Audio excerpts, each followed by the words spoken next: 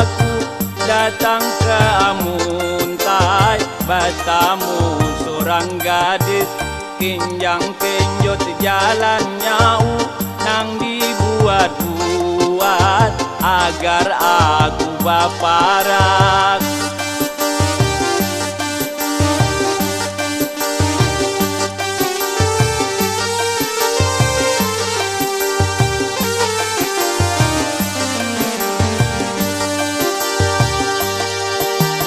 Inya memaraki aku langsung tak kuring, membawai aku berjalan ke pasar Tungging. Inya memaraki aku langsung tak kuring, membawai aku berjalan ke pasar Tungging. Pandiri ini, pandiri itu, oh aku akhirnya setelah aku tahu Inya tua jadi pacar kawanku dahulu di kampung Danau Panggang.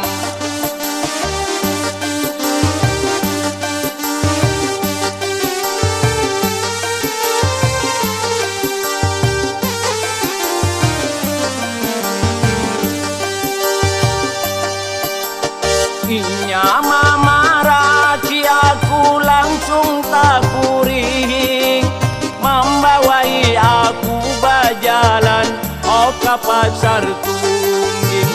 Inya memaraki aku langsung tak kuring, membawai aku berjalan ke pasar Tungging.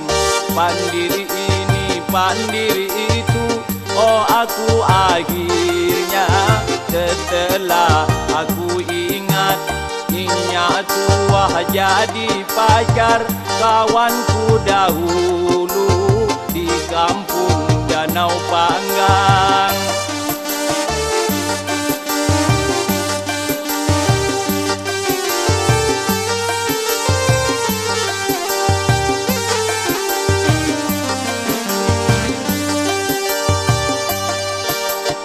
Inya memaraki aku langsung tak kuring, membawai aku berjalan ke pasar Tungging. Inya memaraki aku langsung tak kuring, membawai aku berjalan ke pasar Tungging. Pandiri ini, pandiri itu, oh aku akhirnya setelah aku ingat Inya tua jadi pacar kawanku dahulu di kampung Danau Panggang.